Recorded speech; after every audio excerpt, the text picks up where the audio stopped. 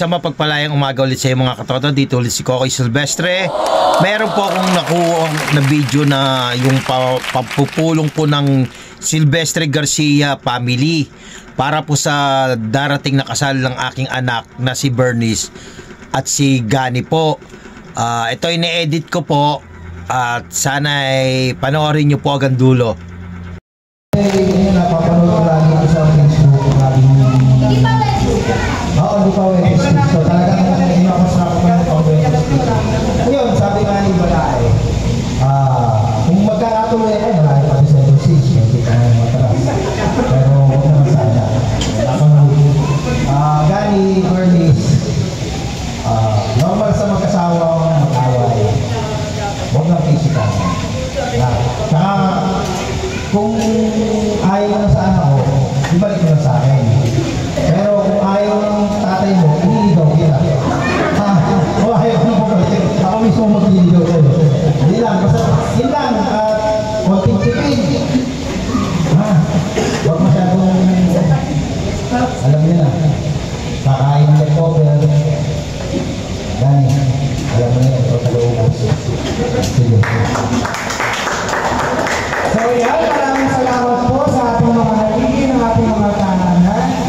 So syempre, hindi mawawala ang mga ilaw, ang mga nagaganda ng seksihan, ng father. So please welcome, Miss Valdez Garcia. Nagpapasaya. Magandang gabi po sa inyo lahat. Nasabi ko lang po sa mga anak ko, nasa kakasal, magiging anak ko na rin, Bernice. Kaya matawag ako ng babae. Sana lahat ng mga esplado sa buhay na dapat sa niya, dapat nagkaroon ng pasensya sa isa't isa. Huwag yung problema ay palalakihin. Huwag na tumulan.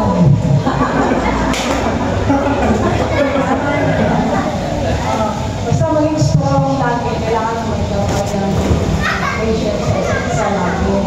Tapos, anumang problema dapat pag-usapan, lagi mahinahon, kailangan ay lagi kayong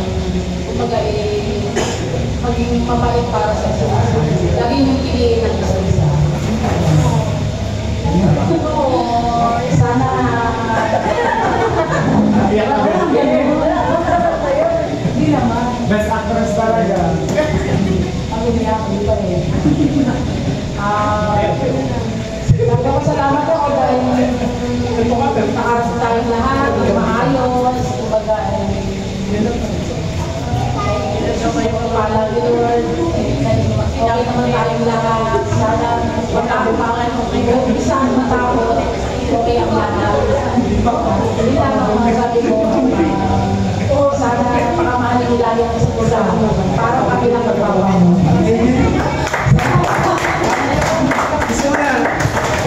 Thank you, ate. Advance happy birthday. Siyempre naman po, si Tita Rexel po. Palakpakan naman.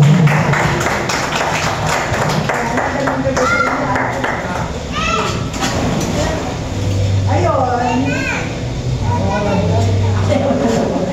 Nabutahin. Ayun, madadagdagan na yung pamilya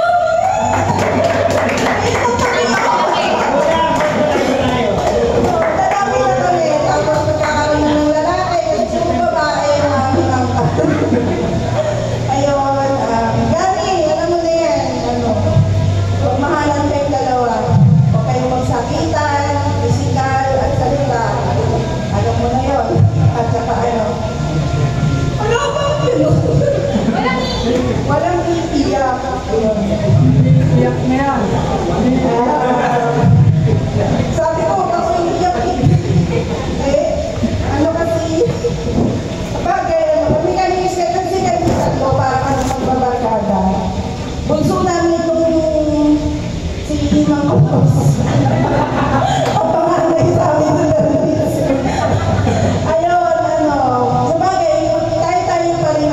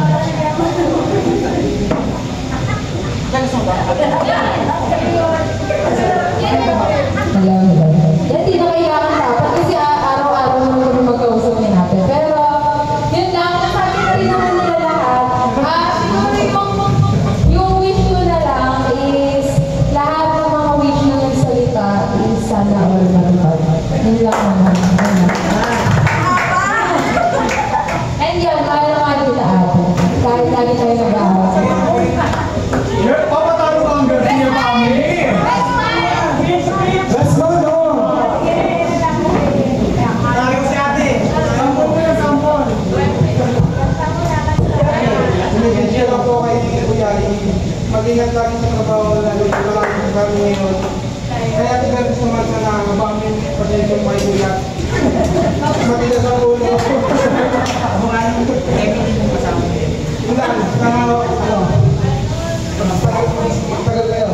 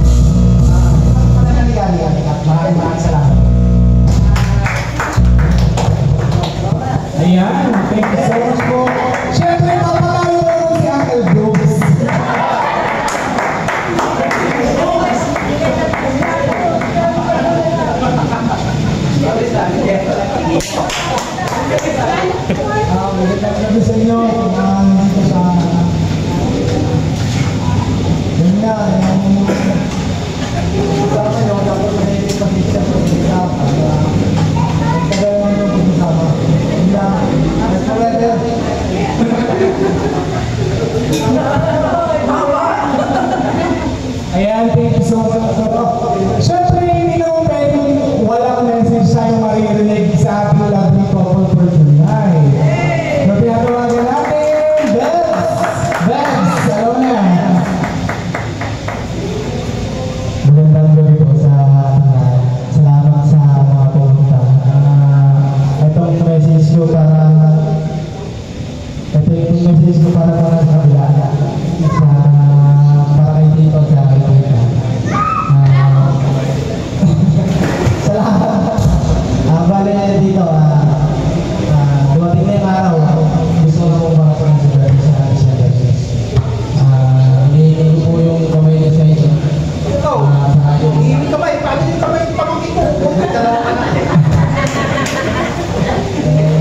Ano po, sana po supportahan niyo po kami sa mga desisyon na papag-desisyonan po namin sa buhay namin. Sana po supportahan niyo po sa lahat ng bagay. Tingnan po, pangako ko po sa inyo na hindi ko po sa pamilya ko naman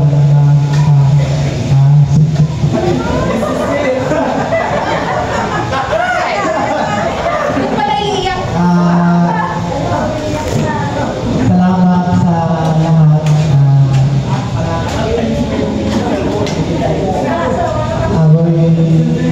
Ako'y mag-aasawa naman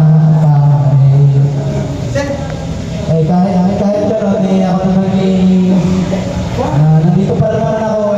Ako'y magiging asawa lang pero hindi ako forever ako magiging para sa ito.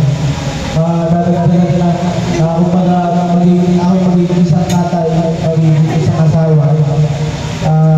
Pero nandun pa rin ako isa yung anak, hindi makawala sa tao. Yun lang, salamat sa inyo. Salamat mo sa dito. Ayan, thank you so much, Bel. So, syempre, mensahe naman mula sa ating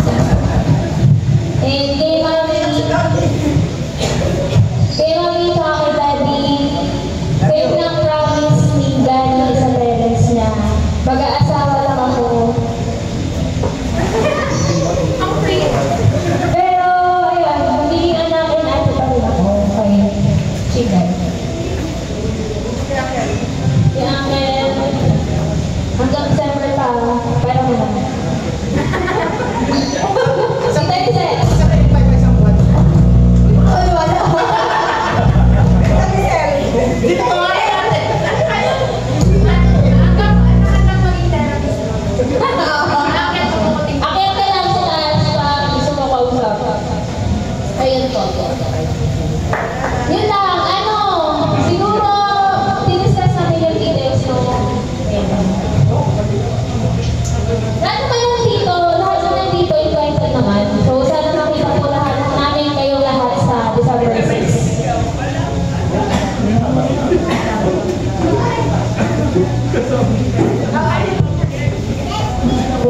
Hello.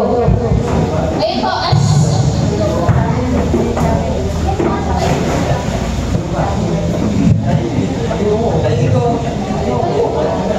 so yun, alam naman po na lahat na December 6 yung napili namin wedding. Actually, dapat December 2 siya, which is Tuesday, weekday. Pero since gusto namin makasama kayong lahat, in-adjust natin ng Saturday yung wedding. Tapos nandito po yung invitation na hinanda namin para po makita nyo. So, December 6 po, 10 a.m. sa Kalibang Church. Sa mga ninang-ninong, si Ninang Nora, hello po, saka si Ninong Dennis, si Ninang Rizel, saka si Ninang Jonex po yung nandito sa ngayon. So, yan, kumare na po kayo by December 6. Yung magiging color or yung magiging theme, color palette po ng wedding natin is parang shade of beige brown, something like that po. Earth color yun. So, from beige to brown, and po doon. Apo, tapos yung parang Pinoy wedding.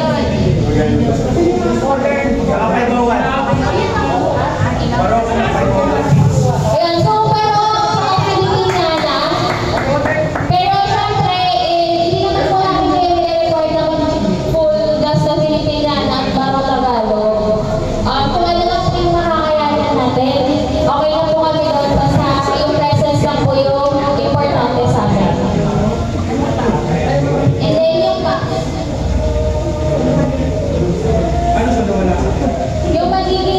magiging flow po ng wedding, bali sa simbahan, then may reception po kami sa silang pala para malapit.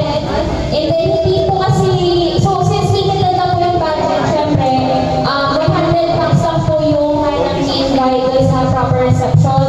Pero para ma-invite po namin lahat ng pamilya both sides, may magiging parang after party pa po sa terrace.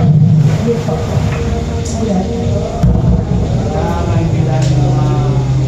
Mga kaibigan, pamilya.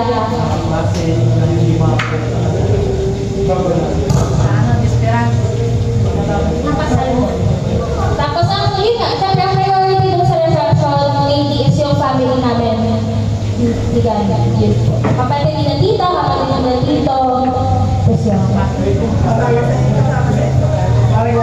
Kung pagkatapos sa kasal,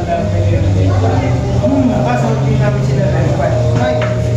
Kasi marami. Kasi siya din po. Nagkagabi na ko naman sa iyo. Wala akong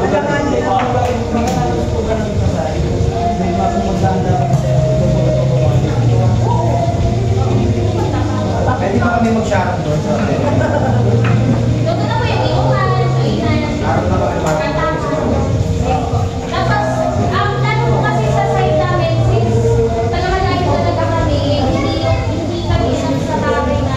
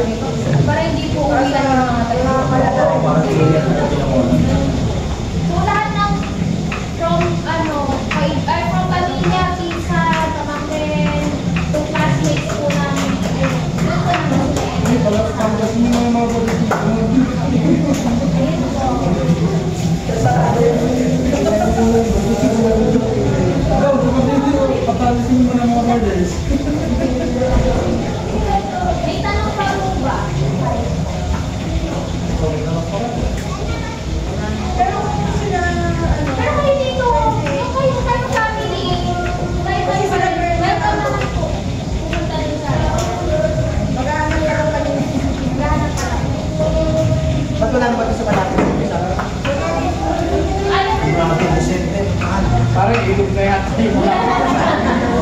Sabi kasi ni Brunero, sabi niya sa akin, malapit lang yun. Doon lang yung spot.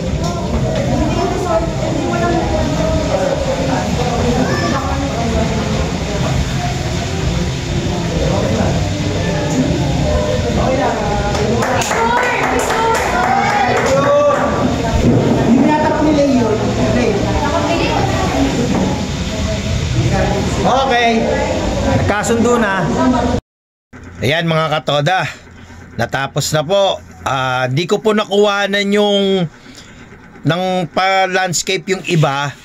Gagawan ko na ng sarili pong video yon, ng sariling ng vlog ha. Mga katoda, hanggang sa muli. Kita-kits tayo ulit.